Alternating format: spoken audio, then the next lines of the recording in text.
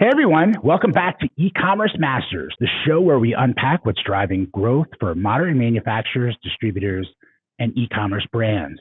I'm your host, Ethan Giffin, founder and CEO of Groove Commerce, where we help mid-market companies modernize how they sell online. Today, we're driving one of my favorite topics, designing for conversions. We all talk about UX and optimization, but few people understand how visual merchandising actually shapes buyer behavior, especially in the B2B space. And my guest today is a great friend of mine, Justin Scott, CEO of Dopple.io, a visual configuration and merchandising platform helping brands show more, sell more, and create buying experiences that feel effortless. Justin's been in the e-commerce trenches for a long time now, leading teams, building tech, and driving results for both manufacturers and direct-to-consumers. Justin, it is great to have you on the E-commerce Master Show. Welcome. Thank you very much for being here. I would say the same. Thank you so much for having me. Always good to hang out with you and the Groove team. Love it, love it, love it. So let's kind of start from the beginning. I always like to ask, folks' origin stories. So how did you get into commerce and what led you into becoming the CEO of Dopple? Oh man, you sure you want that story? A part drive, part luck. I think it all makes sense in reverse. So I'll kind of give you the chronological where I kind of started thinking about the beginning of Dopple and how I got started. I was really lucky to land at Zillow with a group of guys that really taught me a lot about how to understand how to create commerce that works for buying and how it works for the consumer. And so I got to Zillow really early in 2006. When you're trying to sell homes on the internet before digital cameras, and pre-mobile, it sounds foreign or very aged now, but we thought a lot about how do you create big data sets, deliver it to the user, and also create visual information that the consumer can understand, educate themselves if they're a first-time buyer, and then self-educate them through a self-service mechanism, ultimately making a selection on the home and reaching out to an agent. From Zillow, I went to a social media platform called Tumblr, which was a visual CMS. It really allowed consumers and big brands to take visual information, animated GIFs, short form podcasts, and disperse them and really create an audience to either gain an audience or to sell a service or a product. And then I went to a data visualization startup called Fiscal Note that looked at legislative bills and regulations and really did data visualization. So I got into the product strategy side of really thinking about how do people process information, how do you design experiences or mechanisms to engage that consumer and really empower that consumer or buyer to understand what they're looking at and to make better decisions through digital mechanics. That's great. And then did that kind of lead you into Dopple from there, or is that, Yeah. So I guess that's kind of the origin story. And then, we talked about, what we thought next, what was going to be the next curve, right? And the best way to start a startup is look at the macro trends. And we looked at where innovation hadn't really developed.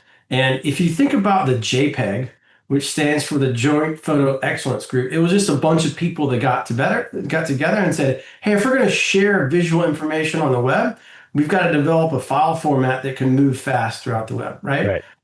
That really hasn't been changed in over 25, 30 years now.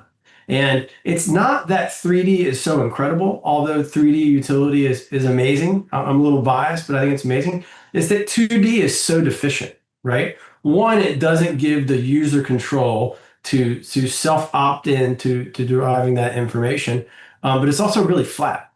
In the context of B2B, our research tells us that in B2B, there's only about 30% of the variants that are shown on the page. because there's no way you can actually photograph all the different variants for that B2B buyer, right? So the 2D is just really deficient, and it really hurts the ability to create leads and the sales mechanism of B2B. So what do? You try to innovate in that space. And so I think in the last 10 years, using game technology, we've really seen companies lever that and use it in a B2B commerce setting. One, to create a better buying experience and really designing for the outcomes that people need in B2B. That's great. Awesome. Awesome. Yeah, I think it's something that shift is definitely needed. And so that's kind of, I think it's funny. I think that's where our story starts to converge because Brittany from your team, who's down in Charleston, and Bill from my team, who's also in Charleston, were like, you two dudes have to meet. Like they were like, both of them were like, never had I had a more stronger recommendation of like, oh, you guys are going to be like, love each other. Like, yeah. And so, I mean, we've only known each other about 8 months, but we met, what did we do? We met at Shop Talk and found our way to the Four Seasons bar and had a couple drinks there in the afternoon. And where strategy really happens, right? You know, this is like, we both walked away from that. We're like, all right, we're going to be good friends. We love the same stuff. So it's always cool to meet people.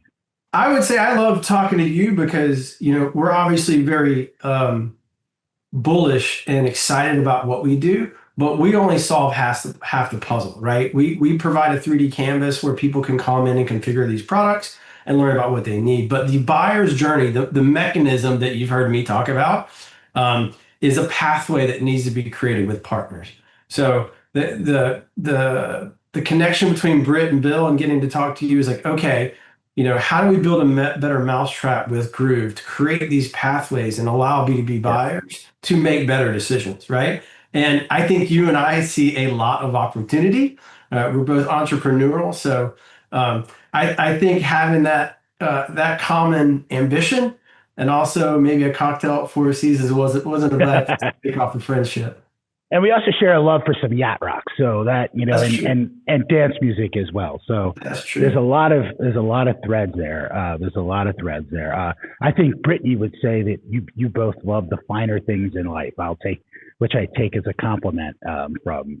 That is true. So. That's true. We have high expectations, right? So we have that in our personal life and our professional life as well. And I don't think that's a bad thing, right? B2B buyers have high expectations now too. Right. So, well, I don't think it is at all. I think we should have high expectations of how we live our lives, but also how we serve our customers and how we help them, in their overall journeys. So for those that have never heard of Dopple before, what exactly does the platform do, and who is kind of your ideal customer that it works for? Yeah, good question. We took a lot of cues from 2D CMSs and then built a 3D CMS that is end-to-end. So there's an ingestion part, there's an understanding of the creative direction setting of the product, and there's the publishing aspect. There's really two components. There's the platform side, and then we have a content studio that takes CAD models from hard goods and takes a file called step and then ingest them and ultimately creates a GLTF. So there's a content business in our market, and there's also the platform business.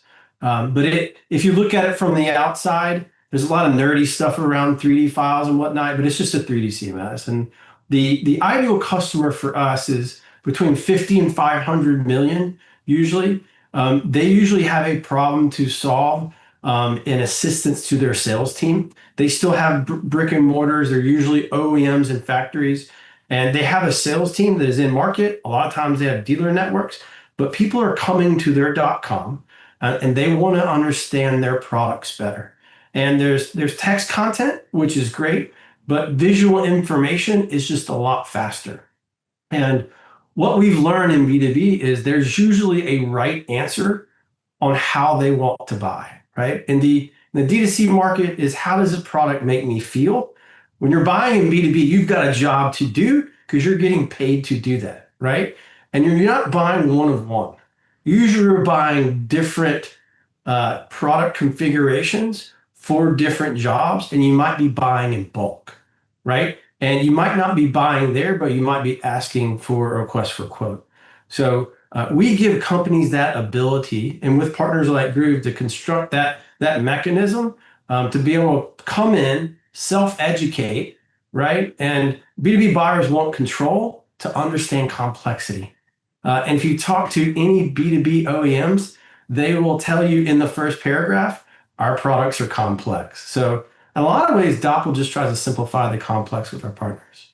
Yeah. So to kind of make it simple for folks, Sure. if you have customizable products, if you have build to order products, if you even maybe have kitted products, then Dopple allows you to add your app into the product detail page or wherever.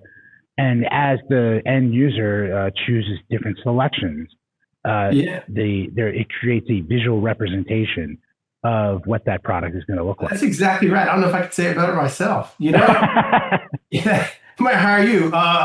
I'll tell you this: your website is a salesperson nowadays, right?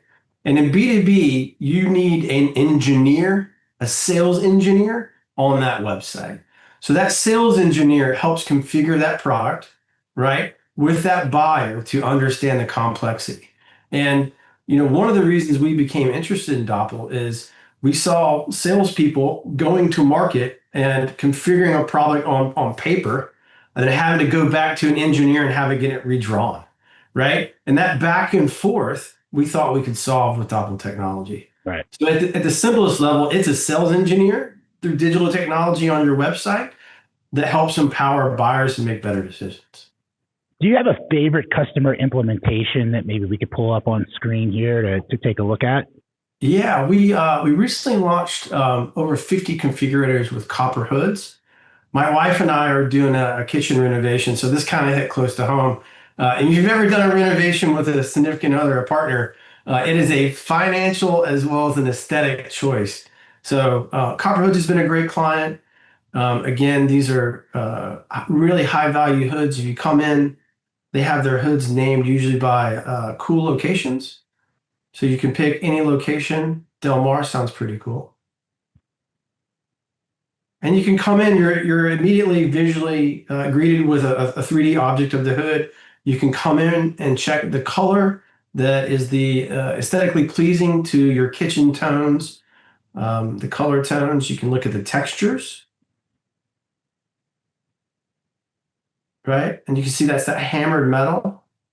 And you have the apron textures. One thing I didn't know when we started this project is how detailed hoods can be, and Copper Hoods does a really good job. That's fantastic.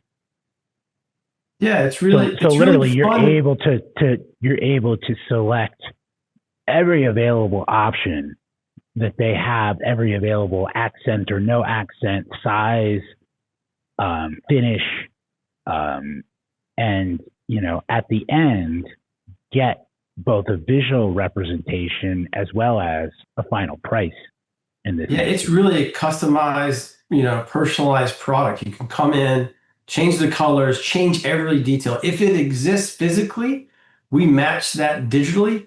And I don't know about the exact amount of variants, but it's probably in the hundreds of thousands for this one client. And again, traditional visual merchandising would be JPEGs, right? And the one thing we know about buyers is the law of less clicks is usually better. The laws of simplicity, and you would have to have 500 JPEGs on that page to be able to show every angle and the different variants. It's a deficiency in 2D. So with 3D, you get to come in, this works with a designer that you're working with in B2B. You can come in and customize it. And then once you feel like you've down selected your products, then that designer could put it in the kitchen or the showroom of choice. All right. Now, how long does it take? If let's just say you already have a website, right? You're not doing a build from scratch. Let's say you want to implement something like this into an existing commerce website. Like, how long is that process from first phone call? Yeah, really good question. It's all about data readiness. So good in, good out. If you have CAD files that are readily available, we can jump on with one of your product teams. be able to ingest those CAD. And then usually it's a 30 to 60-day process to do the modeling and the publishing. And then again, we work with our partners on the implementation into the web page. So from first phone call, and you're hearing this a lot lately with AI and just any forms of digital transformation, it starts with data, right? Yeah. So it starts with data around your product. There's usually a 30-day build, and then there's usually a 30-day implementation process that we work with our partners to put it up. So I'd put it at 60 days, depending on the Yeah. size. 60, maybe 90, depending upon how picky they are, right? Like, Sure. but if they can go fast, you can go fast. Yeah, it's with some of the AI investments that we have, the content side is getting solved for with automation. So it used to be a very manual process. Now it's becoming less manual. Like there's the law of diffusion of innovation, right? It's starting to reach a higher majority, and the cost of content is coming down. So that's going really fast. Now it's about how fast can you get it into a web page, and then it's just really a Q&A. And you've done more go lives on websites than I ever have, so you know that process very well. Yeah. So, like when thinking about designing for conversion, right? How does this visualization impact that buyer's journey?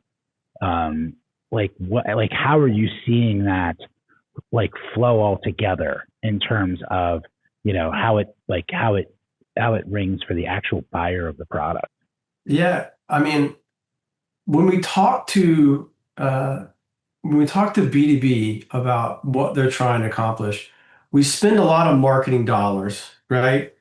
CMOs might buy large events. We have big sales forces. We push a lot of marketing dollars to get people to that moment of truth in that designing for a conversion, right? But we don't invest a lot around the visual merchandising, right? And if you've ever worked in the commerce space, bounce is a problem. And I don't think it's better. I think it's getting worse. And it's because we have really high expectations that information is going to come to us and be on our terms, right? So if you think about the brands you love on the consumer side, it's usually things that have really low cognitive load, really high value. So cognitive load is like, oh, it's noise everywhere. I can't find what do I want. Value is me being able to understand and have visual confidence in what I'm looking at. So for us, we try to deploy that technology to not only educate and discover how the product could work for the buyer, but also nurture that buying process to the point where they're looking for an invoice, they're pulling out their credit card, they're looking for a request for a quote, and then that visual SKU, that variant can be sent to them for follow-up in a bill of material. So for us, to boil it down into the simple, 2D imagery is flat. It doesn't move, right? It doesn't have a conversation with the user. Whatever that image is has been dictated by the photographer that took it, right? It is static. It's not dynamic. With Dopple, you get a dynamic, immersive experience where that product talks to you. It initiates movements, right? And you can kind of talk to it metaphorically, and the fact that you're making choices, right? And so, with overlays, with hotspots, we really feel like we earn that attention, right? That product earns that attention. And the results are pretty massive, right? For Copper Hoods, we increased engagement time 60%. Their conversion rates went up 40%. So, sometimes in e-com land with A/B tests, we're struggling for basis points. These are large percentage gains. And at the end of the day, it's just better information faster. Yeah, I mean, I'm 100% on board with that. I think one of the early blog posts I wrote for Groove was like a picture's worth 1,000 orders, right? Yeah. Because bad photography, bad imagery will absolutely like kill your conversion rate. And we did a project where they had horrible photography. It wasn't necessarily horrible, but it was not good. And so our head of e-commerce, Drew Blaze, sat down with the client. Actually, we convinced them to reshoot everything, which is a huge kind of pain in the ass, quite frankly, and a big ask. But he created a visual guide for the photographer and was able then to work with them very directly on a shot by shot scene for each product Sure. of each specific shot we needed. And I think it increased their conversion rate somewhere around like 37 or 39%, like that, Largely. like instantly, just by Yeah. having these new images, right? Well, And quite that's honestly, it was a 1 day or 1.5 day photo shoot, like when it was organized and put together. And so, like literally in the course of a week, they made a massive impact on, on their business. yeah. We're starting to derive some visual imagery, what we call virtual studio from 3D models. So in addition to the product configuration, imagine a studio on the back end where you can set the lighting and run a script to run through the configurations and produce that imagery. A lot of our clients say, hey, if you've ever had a bad photo shoot where you've moved equipment and didn't exactly get what you want, it can cause you to rethink that. But Yeah. uh, Yeah. So the, what do the, you actually vi- the start with? visual, say again? Um, what are you beginning with? Just to kind of boil it down even again, are you on your side, are you beginning with a CAD file It's a CAD or an file. actual image? Yeah, so you can model anything. There's a lot of technologies that will be out there that are available to scan, but we like to start with CAD files. We want the surface geometry of the CAD file, so we strip out any engineering data that we would not need. That surface geometry is called polygons, and then we shrink the polygons down to be web performant. Now, the reason we like to start with CAD is we actually take the product apart, right? Model every little piece, and then we wire that to the visual controls. So we get to know the product pretty well from a partner perspective to be able to do that. Now, if you use other acquisition 3D methods, you can't do the configuration which B2B buyers want, which is Right. really the secret sauce of what we do. So, but for 3D fans out there, there's going to be a whole host of ways to AI driven one photo, you can get a model nowadays. There's LiDAR, there's photogrammetry, which is a system of camera rigs. There is a lot of money flowing into the medium of 3D outside of Dopple that I think will become more readily available pretty soon. That's awesome. What are the biggest mistakes you see companies making with product presentation or even just buyer experience? Like what should they be thinking about? Like how can they get a win? How can they easily get a win out of this? Yeah, I think sitting down with your internal and external stakeholders, right? So if you have a digital agency or technology partners, and bringing data to the table about the user pathways, the way they enter the website and the way they don't. Some of it's sales driven, some of it's search driven. They can come in from different places. And, probably because I spent a lot of time at Zillow, I kind of think about a house. There's a lot of ways to enter the house. There's windows, there's doors, there's ways that you want them to come in and ways you don't. But you need to design for that. And the output of that is just wire mapping. What do you want the buyer to do? And then what is the visual information they need for them to move forward in the journey? And how do you empower to do them? So I think that is a never ending discussion. If you look at the tech products that we use in our consumer lives, they are well engineered to design for conversions, right? Think about your Airbnbs, think about your Ubers, think about your Amazons. We can apply a lot of those mechanics to B2B, and you can see large gains in doing that. So again, I think it's a lot of discussions, and I think you need to visually map out what you're trying to do and look at what content's on the page.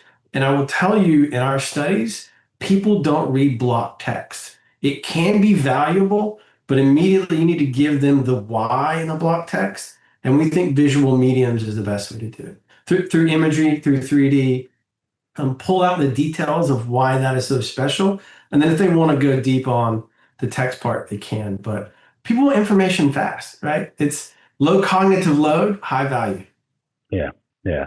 I mean, that like kind of leads very well into my next question is once a brand or a manufacturer goes live with Dopple, how are you kind of measuring success of that implementation? Is there any kind of key metrics that you're looking at with them regularly to prove that Yeah, out? yeah, we really do. So, a lot of analytics on the web is linear. It's, did this person click here? Did they go to that page? 3D is a one-way mirror into the buying behavior of that person, right? So, like, I'm a Mad Men fan. Have you ever seen the one-way mirrors where they're looking Yeah. at somebody trying, and they're like, Bobby likes the cornflakes. We figured it out, right? That's the canvas for us. So we drive all those events and capture all those events, and can send them into GA4 to compare to your more linear analytics. Now, the interesting thing to us is, instead of navigating web pages, they're navigating a product. So you're looking at, what did they configure? What did they add? What did they not add? What did they add to cart versus what they spent time on? And that's really interesting, because on a big order side, AOV matters. Like, when you're Right. buying 10 or 100 of something, that matters. And it definitely matters to the sales team, which you can poke and say, hey, they're going to put in an order form for that. But the auger, they spend a lot of time configuring the auger. You might want to go to try to upsell them the auger. So we think that paired data set is part of our sweet sauce, and something that really drives insight. I mean, it's really close to how people buy in the real world, right? If you go into a car dealership, Ethan, since I know you like nice things, right? And you're looking at your new Tesla, right? That salesman is going to observe what you like about that car, right? Is that nice Corinthian brown tan leather, Oh, right? Or does rich Ethan like Corinthian the leather, wheels? absolutely. That salesman is going to observe what you like, and he's going to mimic some of that information back to you to confirm why you'd want to purchase that. So, as we live more of our lives and make more of our choices online, we need the analytics to understand real human behavior, because it really doesn't change. You just need the ability to capture it. When you're engaging with an organization, it's interesting to me where kind of the the wants and desires of an organization comes from. Is this something that a CTO is calling you about? Is this something that the CMO might be calling you about? Like, who is kind of your ideal customer, when you're generally Yeah. hearing from somebody The that says, the hey, I love driving this per, tech? that's a really good question, and I think it's evolving. The driving persona is usually the marketing department, because they usually have control of the commerce space. A lot of times, the product person is interested because they've got a new product to market, and they want to show that product, right? And a lot of times they can't show that product through just regular still imagery, or they've seen configuration somewhere, sometimes car sites in their consumer life, and they want to bring that to life through the Dopple technology. And sometimes it's a corporate initiative, right? Because sometimes the C levels will say, "Hey, we need to change or give ourselves an unfair advantage in our go-to-market," and configuration can solve some of that. But the predominant persona that we interface in the marketplace and the ecosystem is the marketing side. And is this something that kind of layers into like a CPQ module on the other side of this? Or like, how is that, like, how are you passing all of that information back and forth in terms of buying options? Upstream, downstream. Yeah, you nailed it. So once you have that visual data of what somebody's buying, it can sit on top of a CPQ, right? Which has dynamic pricing rules. It can be pushed into an ERP, and it can be pushed into a commerce platform for your order management. So the digital thread is the buzzy word. There is the ability to take a digital twin, which is that 3D configuration, and pass that data through the thread of the supply chain all the way down into the ERP or commerce platform. So, I think nowadays, if you're going to be an important technology partner, you got to integrate with where the systems live. Yeah, yeah. So speaking of partnerships, I know you work with some other agencies other than Oh, come on, Groove come Commerce, on. right? To bring Dopple to life. I guess, like, what's your take on agency partnerships, and like what's working well and like what makes a good implementation partner for you? Yeah, I think a good implementation partner for us is going deep in a partnership, right? I think there is a people, process, and product, right? I think one, you've got to start with the people because in today's tech stack and the complexity, you've got to trust your partners. You got to have that cocktail at the Four Seasons and know you have each other's back. And I think that trust goes a long way because in any implementations, there's going to be an uh-oh moment, or we didn't account for the scope in this moment. And you got to have quick dialogues on how to figure that out. Next is a joint parallel process that's highly visible and that people over communicate on, right? It can be a Gantt chart, it can be a workflow, but it is a mutually agreed upon shared responsibility that you're going to get this done for the client. And there's no room for BS or egos there, right? Um, and then it's the product that you produce together, right? There's not a lot of technology solutions that solve everything, right? So the combination of effort ultimately solves for that buyer, which is what the brand really wants. So you need to think about what is the joint product that an agency plus technology partner has, and the ability to deliver the outcome for the brand. 3 Ps. Awesome. Awesome. So, one of the things that we hear occasionally is kind of the build versus buy, right? And so let's say a CMO reaches out to you and they're trying to decide, do they want to work with a third party tool like Dopple? Or they might say, well, I got this guy on my team that says that he can build this himself using AI in a couple of days. So I guess my question back to you is, what questions should they be asking, a CMO be asking internally within their organizations when somebody says, hey, I can go build that thing? That's pretty simple. Yeah, I can see you've gotten that question before. The one thing I would tell that CEO is, what business do you want to be in? Are you building the hard product, the hard good, or do you want to be in the technology side, right? If you're doing it internally, for this to scale, you're going to need to be in the technology business also, right? So I say that because if you're going to do this across multinational, across your product lines, it's pretty easy to go from 0 to 1, but from 1 to N, you're going to need a tech team behind you. Yeah. And that takes people, which is a cost. It also takes the time to be able to build a platform like this. And then I would say, I don't think it's or, I think it's and. And I would encourage some companies, if they're going to invest long-term in 3D, to have some artists on their team. The reason we build a platform is, we do it for our customers a lot, but we envision this becoming a DIY type platform where if you want to start to build yourself and then migrate over to the Dopple platform, we can do that. Or if you want us to start it, get to a phase 3, phase 4, and then if you want to hire 3D people internally, then we'll work with them and support them and teach them how to use our tools. I wouldn't go it alone. If you're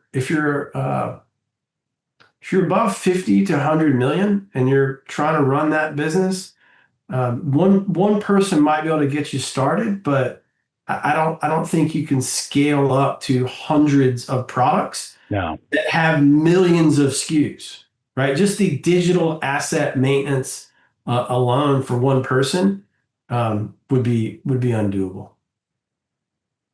What kind of, and I definitely agree like wholeheartedly with that statement. You might have somebody that can get a V1 of something or like a V 0.5 of something for you, but the investment in your product and all of the learning that you have across the multitude of clients that you have, all of that knowledge comes back into doing it. And we kind of deal with that. We get asked that question regularly for all different types of things. And I've seen some of your work, some of your digital playbooks. It's obviously that you have domain expertise amongst a client set. So you kind of build that, information and it becomes repeatable. So, once you've modeled something before, you know how to attack it and how to publish it a lot quicker. Yeah, I mean, especially on the B2B side for distributors and manufacturers, I talk a lot about learning from what direct consumer brands are doing, right? And you don't necessarily need a one-to-one takeoff on that, right? But tools like Dopple give you the ability to create Amazon-like experiences that are much more specific, for your buyers, right? For your customers to be able to come in and configure those products and add them to their cart or add them to a potential quote. That's an interesting relationship, right? It's an interesting relationship between an OEM and a dealer, right? Because a lot of us that are buyers, we go to the .com, right, to find that information. That's usually the single source of truth. The second is usually we look for reviews. Like, are there positive and negative reviews about what I'm trying to buy? And then when you go to the dealership, it really benefits the buyer to go in empowered, with a bill of materials or with a configured solution set of products where they can go into that dealership and talk about it, right? That is an empowered buyer. The reverse of just going into a dealer, right? The question is, does the dealer have multiple brands that they're selling, right? And what is the incentive there? So if I'm the OEM, I want to make sure the dealer is selling my product. If I'm the dealer, I'm incentivized to sell what's on the floor, right? And if you think about high variant complex products, a lot of times they're not on the floor. So the relationship and empowering the buyer and also taking that data and pushing it into CRM to follow up on the lead flow is kind of a digital tethering. We talk a lot about, the digital tethering between different .coms and understand that decision or designing for conversions through the buyer's journey that goes outside the OEM.com. Yeah. What's coming next for Dopple? What's coming in 2026 for you guys? We are, I think, like most companies, we're talking about how can we apply AI to drive down a lot of our costs and pass that savings on to the user. Content used to be really expensive. So the JPEG used to be a really expensive format of visual information. Believe it or not, it was Polaroid, then the JPEG, or is it Kodak? One of them shelved the JPEG because it was too expensive, right? So the thought is, how can we make content more accessible and scale through automation? And then once you have that 3D digital asset, and I'm sure you're seeing a lot of videography, content creation that happens through AI. How can we use that digital asset to generate derivatives such that we can really cost effectively hand 1,000 or 10,000 visual images to a buyer, to an agency partner, and say, okay, that's not a problem anymore, right? You can go do the lifestyle shoot, and then I'm all about that, right? And if you can still hire Matthew McConaughey to drive down the desert road and look super cool in the Oldsmobile, right? You know what I'm saying? All right. But the cost of content and the ability to be creative is really accessible. So investments in AI, we're going really deep in some verticals where we found some real traction, and we're going really deep in some partnerships. Obviously, Groove is one of those. So we want to make sure that we're empowering our agency partners to make sure that we are in every conversation that we can earn to be in, and make sure we deliver great outcomes. And if you deliver great outcomes for your customers and get to work with great people, then you get to celebrate that at the Four Seasons with the cocktail with your friends. I'm always down for an afternoon Four Seasons cocktail in Absolutely, Las Vegas. So always, especially when the sun's out. What's coming up on you guys? You asked me a lot of good questions. What's coming up for Groove in 2026? Well, I've got a book on B2B e-commerce that's going to be coming out. I want a signed copy by Christmas. All right. Well, maybe Christmas might be a little, it's for anybody that's done it. It's a tough journey to get your first book out, but we're getting close. So I'm excited for that. And hopefully, late Q1, that'll be out. We're planning for a couple of great events next year. We had a fantastic e-commerce master summit this past May that was, people are still talking about it. Which you attended, right? I loved it. It was great. Great content, relaxed environment, really fun. Yeah, it's a boutique. I don't even know the right word to describe it, but it's a boutique. There's about 50, 60 folks, so it's a small and intimate group. We have on-site hotel. We have a bar in our office, so it's kind of a cool vibe for people that want to come and meet people and get to meet experts and talk to people in an intimate setting. We've got that coming up in June of 2026, and we're going to be launching a B2B blueprint, which is the name of my book, the B2B eCommerce Blueprint. We're going to be launching a B2B blueprint event in the fall of 26. And so we're continuing to drive forward and figure out how do we create great experiences for our customers. And so we're really pushing to see people in person a lot more. We're kind of over the COVID, the COVID Zoom, stuff. And so we're really pushing to do all that. So I got a suggestion for a chapter in your book. All right. For B2B, just because you don't see it doesn't mean it's not there. Love it. Right? Love it. We'll see. I do have a whole chapter on the product catalog. I've got a whole chapter on the product catalog and some other things. So, we'll figure out how to work this in here. Yeah. What platforms are you guys implementing into commonly? Yeah, Shopware. Love those guys. Shopware. The artist formerly known as Big Commerce, yep. Right? Shopify. Salesforce a little bit. We see a little bit of Magento. Those are the main ones that we stick to. Right. So the ones you would think that serve B2B and B2B2C. Yeah. All right. Great. Those are common names. So yeah, I'm excited for 2026. I'm excited for, the continued evolution of AI within the industry.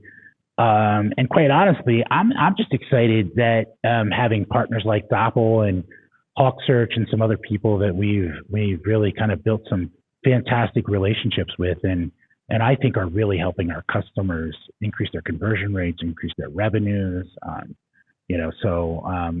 just excited in general about the whole industry. And yeah, me too. Yeah. Me too. I think you and I get the privilege of being exposed to a lot of really intelligent people in the market. We obviously get to see each other at a lot of events, and I'm humbled by how much people want to share knowledge and do great things and push our industry forward. Digital's not decreasing. It is not decreasing. It's not decreasing. So the acceleration game is where you got to be. And what we're seeing too is we're seeing an evolution of, maybe it's a 50 or 60-year-old business that might be in its third or fourth generation. And, that new leader who, is getting into their 40s, maybe even their 50s, depending upon the succession, they are ones that have had smartphones, at this point, for the last 20, they're digital natives, right? They grew up digital. Yeah. And so they are pushing, and I believe, especially, and you'll love this, but like as private equity continues to drive into manufacturing and distribution, gobbling people up, the people that have great digital platforms are going to be the portfolio companies that they stack all the other acquisitions underneath of, right? And so they are going to, I think that if you have a great digital strategy, like that is an extra multiplier in terms of, what PE is looking at when they come in and buy. That is an interesting point. Yeah. If there is consolidation and roll-ups in the market, it would make reasonable sense that PE groups would take out that company first because they've got the digital infrastructure that can scale out to other companies, right? And we're seeing it everywhere from golf cart companies, right, to marinas, to all kind of businesses that are going through that generational shift. And yeah, you're spot on. Is that in the book? Oh, that's something I talk about. Yeah. And quite honestly, we see it in action. We do work with, Yeah. we work with PE-backed organizations, and for example, I can't name one, but like, we built a great commerce system for them, and have figured out how to optimize it, and they've gone out and bought 3 more companies, and it's literally just rolling those products in and figuring out how is the brand name worth keeping, or is it is this a separate instance, or is this how is this gonna happen with this? And so we're seeing this happen in the real world, and so something to think about. It is. All right. Well, so I always like to ask a final question, and so for manufacturers and distributors that are thinking about digital transformation, do you have one tip or one thing that they should be thinking about in that process? Yeah, hire great talent. I think that if you recognized as a C-level leader that you need to go through change, there's a lot of ways to go about it. Many books have been written, but I think I would answer to one of your points is you need to start hiring digital natives, the people that have enough experience to be in that seat, to be at that table, but grew up digital native and have a strategic vision that aligns to your business vision. And I think you put a small team around them, and slow is smooth, and then smooth is fast. You can start really small and build on, architecting your website to be able to capture information, implementing a CRM for light lead gen, right? Understanding light automation rules. So I think it starts with talent.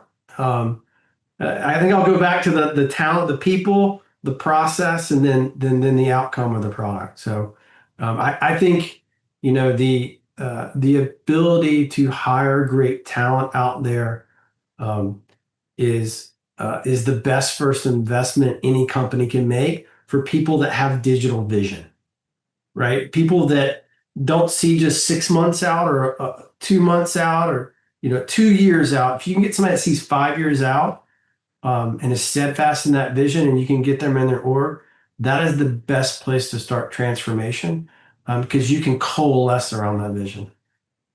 That's great. Justin, that was fantastic. I always appreciate our conversations. I feel like every time that we sit down, I always learn something. So I'm just so happy. I would say the same for you, man. Listen, I really appreciate the chance to get to talk to you every time we meet. I appreciate you having me on the podcast, and I love seeing you around the digital playground. Yeah, I'm sure we'll see each other in person soon.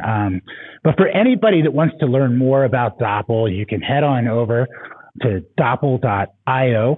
We'll include the link in the description of this podcast, or you can connect with Justin directly on LinkedIn. If you enjoyed today's episode, please be sure to like, comment, and subscribe. It really helps us to reach more people and grow and spread the good word about commerce. And so I'm Ethan Giffin from B2B Commerce. From all of us here on our team, I just want to say thank you for listening, and I will see you on our next episode of eCommerce Masters.